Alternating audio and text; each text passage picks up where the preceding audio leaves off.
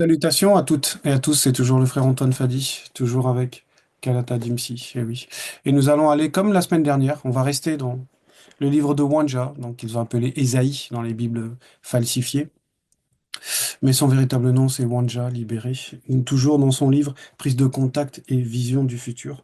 Nous sommes page 743 dans le chapitre 30, et le titre c'est Les résolutions que le Verbe condamne. Oui. Parce qu'il y a effectivement, il y a pas que, on va dire, les désobéissances aux lois, en fait, que le Verbe condamne, puisque le Verbe a établi les lois pour le bien de l'initié, pour le bien du non-initié gracié, même pour le bien de toute personne, de tout être, hein, dans cette réalité du visible. Les lois sont là pour nous protéger, en fait. Mais il n'y a pas que les lois, en fait. Il y a aussi quelque chose d'autre que le verbe condamne, parmi d'autres choses encore. Mais là, on va parler des résolutions, puisque c'est le titre. Les résolutions que le verbe, avec le V majuscule, oui, le verbe de l'Oba, la vérité, oui, condamne. Ouais. C'est, c'est vraiment un sujet de notre quotidien, en fait. Les résolutions, si on regarde la définition de résolution par rapport à ce titre-là, bon, on a résolution qui est liée à résoudre, on résoudre un problème, les résolutions, voilà. Mais il y a un autre sens qui est donc l'acte par lequel, après réflexion, comme ils le disent dans les définitions, on décide volontairement d'accomplir quelque chose. Voilà. Et c'est de ce type de résolution, parce que souvent, quand on prend une résolution, c'est pour résoudre. Donc, on va avoir une attitude volontaire. Voilà, on va décider d'accomplir quelque chose. Et c'est cette action, cette décision et cette action qui va en découler, puisqu'il n'y a pas d'effet sans cause. euh, Comme on va le voir, là, le verbe n'y prend pas plaisir. On condamne cela. Le verbe condamne ce genre de résolution et ça nous amène aux résolutions même qu'on prend tous les jours parce que nous prenons des décisions tous les jours, on utilise notre libre arbitre tous les jours. Mais il faut que ces résolutions soient selon le verbe, inspirées par le verbe, conformes au verbe pour demeurer dans la protection. Dans le verset 1 de ce chapitre 30 où nous sommes, page 743, il est dit Malheur, virgule, dit mutate, dit, virgule, aux enfants rebelles, virgule, on va s'arrêter dans cette virgule d'abord. Donc là, on parle, on dit aux enfants rebelles. Donc d'abord, il y a les termes enfants, parce que là, on s'adresse aux Noirs, et c'est, en fait, ce sont, néanmoins, ça reste des enfants, en fait. Ça reste des hommes noirs, donc issus de Moto Imuto, de la race originelle. Donc ils ont un lien néanmoins de parenté avec le spirituel puisque toutes les entités, on le sait, sont aussi des noirs. Donc c'est néanmoins un enfant de la maison, c'est néanmoins il fait partie de la famille, voilà. Mais on nous explique que ces enfants sont rebelles, exactement comme on pourrait avoir dans une maison. Voilà, il y a parmi nos enfants, on a souvent, bon, pas souvent, mais voilà, il y a peut-être un qui est souvent rebelle quand on lui dit de faire quelque chose. Quand on lui explique quelque chose, il est toujours dans le contraire, il veut toujours s'opposer. Donc ici, le rebelle, là, c'est déjà l'enfant rebelle, c'est déjà quelqu'un qui n'est pas conforme aux lois du verbe de l'Oba, n'est pas conforme n'obéit pas aux ordonnances. Donc il est rebelle par rapport à la loi. Et on nous dit après la virgule, qui prennent des résolutions sans le verbe de tété, virgule, on s'arrête aussi dans cette virgule, et voilà. Donc il est déjà rebelle, cet enfant, il est déjà immature parce que ça reste on va dire un enfant, et il est rebelle parce qu'il n'obéit pas à la loi, et en plus, il va prendre des décisions qui sont sans le verbe de l'oba, exactement comme un enfant qui décide de faire quelque chose sans avoir demandé à ses parents, sans avoir eu l'accord de ses parents. Il décide de sortir le soir alors qu'il est mineur et il ne donne pas d'heure pour rentrer, voilà. Et il le fait sans l'accord ou un autre qui décide de faire des bêtises. Il n'a pas le permis de conduire et il attend que ses parents s'endorment et il prend la clé de la voiture et il s'en va avec la voiture alors qu'il n'a pas le permis, rejoindre ses copains. Voilà, il prend des résolutions sans le verbe de l'oba ici, donc sans l'accord des parents. Ici, c'est sans le verbe de l'oba, c'est-à-dire sans être soumis à la vérité, sans être en accord avec ce qui protège, va le protéger sur son chemin, c'est-à-dire les lois, les préceptes, les ordonnances du verbe de Loba. Et après la virgule, virgule, et qui font des alliances sans son consentement. Et là, on rentre encore plus dans la profondeur de la résolution, puisque là, on nous montre, en fait, c'est quel type de résolution, et qui font des alliances sans son consentement. Eh oui. Et les alliances, c'est terrible, les alliances. Parce que quand on sait pas à qui on s'allie, eh ben, on rentre tout de suite dans une porte qui peut être terrible, dont les conséquences peuvent être terribles, parce qu'en réalité, l'alliance, c'est avec le verbe. C'est ce qu'on appelle attaché, comme les kakeai qui sont chargés de cette, on va dire, qui sont eux-mêmes attachés au verbe, mais qui sont chargés aussi de transmettre cet attachement, de faire en sorte que le peuple reste lié, reste dans l'alliance, en fait, puisque derrière tout, on va dire, toutes ces notion, il y a une entité. De même qu'il y a l'entité de l'Alliance, il y a l'entité de l'Arche de l'Alliance.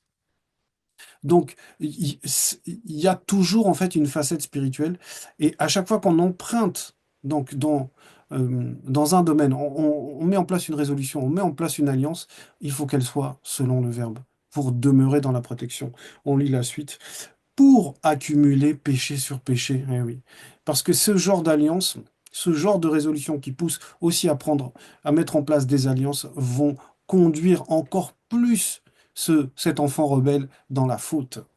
Verset 2 qui descendent chez les Blancs et les sans mêler, entre parenthèses métis, sans le consulter avec le L majuscule, virgule, pour se réfugier sous leur protection, virgule, et chercher un abri sous l'ombre des Blancs et des sans mêlés. Donc on est dans la continuité de ce verset 1. Dans ce verset 2, on nous donne encore des précisions que voilà, ces alliances vont pousser ces- cet enfant de la race noire qui est rebelle à aller chez les Blancs, donc à aller dans le camp adverse en réalité, puisque la naissance des Blancs et des sans-mêlés, euh, ben, c'est la désobéissance en fait des anges déchus avec les femmes noires non initiées de la lignée de Pont-Guissé. Et ces races-là vont représenter en fait l'adversité, vont représenter le contraire de la race noire, vont représenter l'opposition à la race noire. Donc on va aller s'allier en réalité avec des personnes dont la naissance même, dont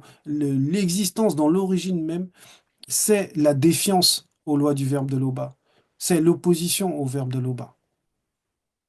Donc, on nous dit ici dans ce verset 2 que donc cet enfant, ces enfants rebelles descendent donc chez les Blancs et les sans-mêlés sans le consulter, c'est-à-dire sans avoir la protection du verbe, sans avoir le chemin par lequel le verbe va nous faire passer, même si on va chez les Blancs et les sans-mêlés. Verset 3. La protection des blancs et des sans-mêlés, entre parenthèses métis, sera pour vous une honte, virgule, et l'abri sous l'ombre des blancs et des sans-mêlés, entre parenthèses métis, une ignominie, point. Donc là, on avertit, on leur dit, mais vous allez chercher du secours, vous allez chercher une protection, vous allez chercher même, on va dire, de l'argent, du soutien chez ces blancs et sans-mêlés, et ça va se retourner contre vous. Il va y avoir donc, comme on dit, cette protection théorique, hein, cette protection des blancs et des sans-mêlés, en réalité, sera une honte. Ça va mettre la honte sur cet homme noir, sur cet enfant qui est déjà rebelle. Il va ressentir, et il y aura même le regard qui sera posé. On verra la honte sur lui. On va comprendre après dans la suite des versets. Et on nous dit que, effectivement, s'il va sous l'ombre, donc il cherche un abri sous l'ombre des blancs et des sans-mêlés, en gros, s'il cherche une protection, s'il cherche un refuge chez l'homme blanc et le sans-mêlé, ce sera une ignominie. Verset 4.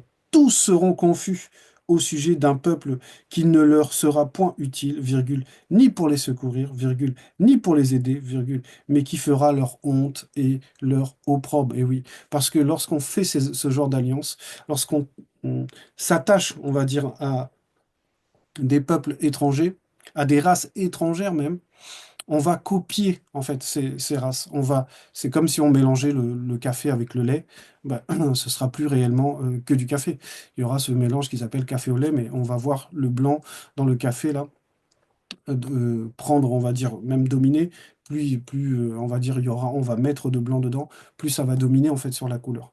En gros, ça veut dire en gros que Ces alliances-là, c'est ce désir de cet enfant rebelle d'aller chercher de la protection hors du Verbe va lui coûter cher, va être terriblement maléfique pour lui.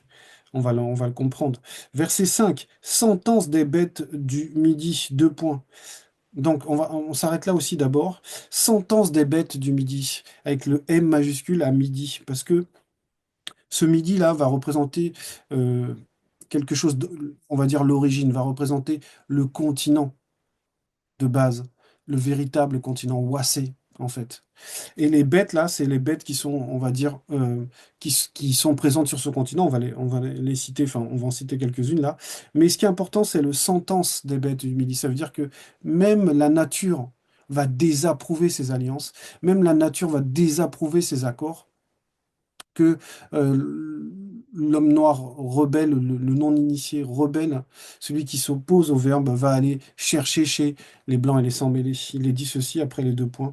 À travers une contrée de détresse et d'angoisse, virgule, d'où viennent la lionne et le lion, virgule, la vipère et le dragon volant, virgule, ils portent à dos d'âne leur richesse, virgule, et de part et d'autre de la bosse des chameaux leur trésor, virgule, à un peuple qui ne leur sera point utile. Ça veut dire aussi qu'on montre à quel niveau de déchéance se trouve le non-initié. Lorsqu'il fait ce genre d'alliance, on va même le piller, il va même délibérément emmener ses richesses, emmener son trésor, emmener son héritage à ceux qui ne méritent pas cette richesse, ceux qui ne méritent pas cet héritage, les blancs et les sans-mêlés. Il va leur donner. Et pensant que avec ça, ils pourraient avoir une forme de protection, ils pourraient avoir un refuge, et pourtant ça ne leur sera point utile, comme il est dit ici. Verset 6, car le secours des blancs et des sans-mêlés n'est que vanité et néant, point virgule. C'est pourquoi j'appelle cela du bruit qui n'aboutit à rien, point. Donc, c'est important de comprendre tout ce passage-là jusqu'au verset 6, parce que ça, on nous annonce en fait dans quoi va passer l'enfant qui se rebelle contre le Verbe, dans quoi va passer l'homme noir qui se rebelle, qui est contre les lois du Verbe, qui abandonne les lois du Verbe. Il va passer par un appauvrissement, par la honte, par le fait d'être complètement dominé par les blancs et les sans-mêlés, pensant que chez eux, il aurait pu trouver du secours, il aurait pu trouver une protection, un refuge, alors que, comme dit Mutati, on va dire dans le verset 6, hein, car le secours des blancs et des sans-mêlés n'est que vanité et néant. Oui, ça, c'est juste en vain, parce que eux-mêmes, les blancs et les sans-mêlés, en fait, ils sont vanité et néant eux-mêmes, parce qu'ils sont issus de cette désobéissance des anges déchus, comme je l'avais dit tout à l'heure, avec les femmes noires non initiées et qu'ils ne sont que néants, parce qu'ils sont voués à la disparition, ils sont en vain. Donc tout ce qu'ils vont représenter comme quoi ils ont un pouvoir de salut, ils ont un pouvoir de refuge, tout ça là, ce n'est que néant, comme il est dit, ce n'est que du bruit. J'appelle cela du bruit qui n'aboutit à rien. Et oui, il n'y a pas de pouvoir là-bas. Verset 7. Va maintenant, virgule, écris ces choses devant eux sur une table, virgule, et grave-les dans Kalatam Balé. Oui, c'est pour ça qu'on peut le lire là afin qu'elle subsiste dans les temps à venir. Et oui, parce que c'est une annonce qui va subsister, qui doit subsister. Tout ce qu'il y a eu avant, là, on va dire à partir du verset 1 jusqu'au verset 6, tout ça, ça doit subsister. Parce qu'il faut que ça reste une marque, il faut que ça reste en fait un passage, faut qu'on ait une preuve écrite qu'on leur a annoncé déjà que faire ce genre d'alliance, faire ce genre de résolution ne conduira qu'à un échec. Verset 8. Car c'est un peuple rebelle, virgule. Ce sont des enfants menteurs, virgule. Des enfants qui ne veulent point écouter la loi du verbe de l'Oba. Et c'est ça la base. C'est-à-dire à partir du moment où on se rebelle, on entre dans le mensonge. Parce qu'il est dit, c'est un peuple rebelle d'abord. Ce sont des enfants menteurs. Donc cette rébellion, ça nous fait sortir de la vérité. Et donc, vu qu'il n'y a pas de juste milieu, c'est soit la vérité, soit l'anti-vérité, dans laquelle on trouve le mensonge. Donc on devient un un, un instrument du mensonge. Ce sont des enfants menteurs, virgule, des enfants qui ne veulent point écouter. Parce que écouter veut dire faire entrer à l'intérieur de soi pour suivre pour que ça, on va dire, ça déclenche la foi en ces paroles et qu'on se mette en conformité avec les lois du verbe. Donc ils ne veulent pas écouter. Et c'est ça la base. On prend des mauvaises résolutions parce qu'au fond de nous, c'est ce qu'on vit tous les jours. Quand on veut prendre certaines résolutions, voilà, et on sait que c'est pas forcément selon le verbe, et ben on va pas écouter en fait.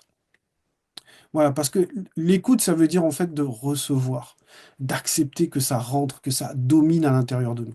Donc on veut pas de ça. C'est pour ça que on va prendre des résolutions qui sont mauvaises, parce qu'elles sont hors de la vérité. Verset 9. Qui disent aux voyants, deux points, ne voyez pas, point d'exclamation, et aux prophètes, deux points, ne nous prophétisez pas des vérités, virgule. Dites-nous des choses flatteuses, virgule, prophétisez des chimères. Eh oui. Parce que quand on est face à la vérité, euh, la vérité, c'est quelque chose qui déstabilise, en fait. Euh, on te dit ce qui est, et soit tu l'acceptes pas. Et des fois, on n'a pas envie d'entendre cette vérité parce que ben, on n'a pas envie de l'accepter, en fait. Et c'est une vérité qui euh, a le dessus sur nous. Cette vérité nous montre en fait ce qui est et ce qui ne va pas. Et des fois, ce n'est pas ce qu'on veut. On a envie d'utiliser notre libre arbitre. On a envie de faire comme on veut. Sauf que cela a des conséquences, d'énormes conséquences, puisque c'est ce qu'on voit, on va dire, la déchéance depuis des siècles de l'homme noir. Mais la grâce est là.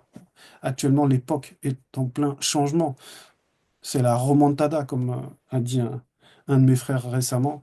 C'est la remontada de l'homme noir en ce moment. Et oui, parce que le deuxième est là, parce que la vérité est là, parce que la vérité est proclamée et que beaucoup l'entendent, beaucoup l'acceptent, beaucoup l'écoutent et la suivent. Donc eux, ils ne veulent pas écouter, ils ne veulent pas qu'on prophétise la vérité, ils ne veulent pas que les voyants leur disent ce qui va arriver. Verset 10, détournez-vous du chemin, virgule, écartez-vous du sentier, virgule, éloignez de notre présence le verbe du souverain de Tambouanébila. Donc ils savent que c'est la vérité, puisque là on nous dit le verbe du souverain de Tambouanébila. Donc ces Noirs savent que c'est la vérité, mais ils ne veulent pas, ils veulent rester loin de cette vérité. Ils ne veulent pas écouter, ils ne veulent pas suivre cette vérité. Donc ils vont demeurer hors de la protection, parce que le verbe apporte la protection, comme on l'a vu même la semaine dernière. C'est le verbe aussi sauve, mais c'est parce que le verbe amène à la protection et nous garde sur un chemin protégé. Verset 11. C'est pourquoi ainsi parle Moutatedi, deux points. Puisque vous rejetez cette parole, virgule, que vous vous confiez dans la violence et dans les détours, et que vous les prenez pour appui, virgule, verset 12, ce crime sera pour vous comme une partie crevassée qui menace ruine et fait saillie dans un mur élevé, virgule, dont l'écroulement arrive tout d'un coup, virgule, en un instant, point. Donc en gros, ce que ça représente, c'est que le fait de ne pas écouter, comme on l'a vu, ne pas écouter veut dire rejeter. Si on revient dans le verset 11, entre guillemets, puisque vous rejetez cette parole. Voilà. Donc, puisque vous rejetez la vérité, puisque vous rejetez l'ordonnance, puisque vous rejetez le conseil, qu'est-ce qui va... Et que on s'appuie sur la violence, comme il est dit, que vous vous confiez dans la violence et dans les détours. Et les détours, c'est la malhonnêteté. La violence, c'est de violer la loi, mais c'est aussi la violence physique. C'est aussi, on reproduit ce qu'il y a dans cette alliance avec les Blancs et les Sans-Mêlés, qui sont naturellement, eux, dans la violence, dans les détours. Donc l'homme noir va être contaminé et surtout ce que ça va produire, c'est une énorme porte d'entrée qui va amener à l'effondrement de la race noire.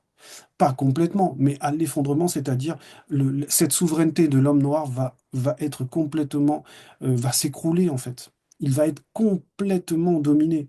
C'est ce qu'on nous dit, hein. Ce crime sera pour vous comme une partie crevassée, c'est le verset 12, qui menace ruine et fait saillie dans un mur élevé, virgule, dont l'écroulement arrive tout d'un coup, virgule, en un instant. Parce que c'est une brèche très, très importante de prendre des résolutions sans le verbe, des résolutions qui conduisent à aussi mettre en place des alliances avec les, euh, avec la déchéance, avec voilà, ces blancs et sans mêlés qui sont là que pour remplacer l'homme noir, qui sont là pour dominer sur l'homme noir, faire des alliances avec eux.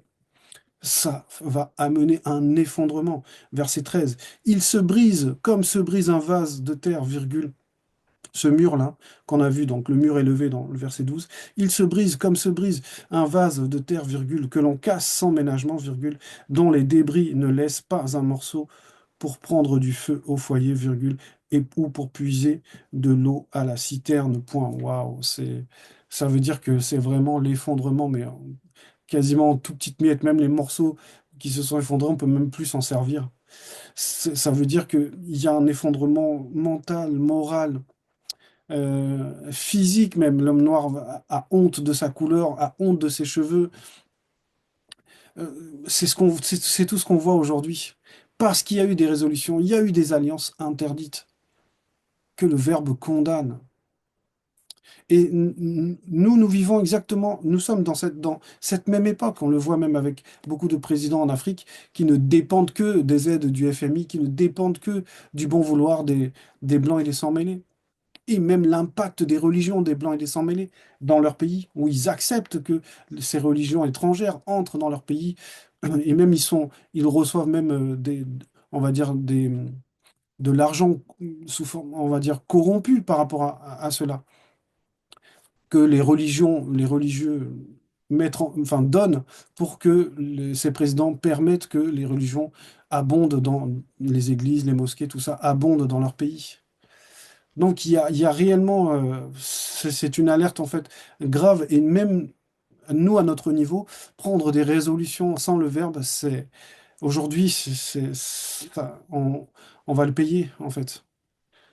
Il vaut mieux quand on n'est pas sûr de quelque chose, il faut d'abord regarder par rapport à la loi et puis surtout quand nous on a la grâce de pouvoir poser des questions, il faut poser des questions par rapport à des résolutions qu'on veut prendre dans la vie en fait, que ça soit pour un travail, tout en fait est lié à la protection, tout est lié au verbe et on va dire cette partie-là aussi elle est délicate parce que le verbe doit prendre le contrôle de tout voilà de nos consciences, de toutes nos consciences, tout doit être filtré par le verbe.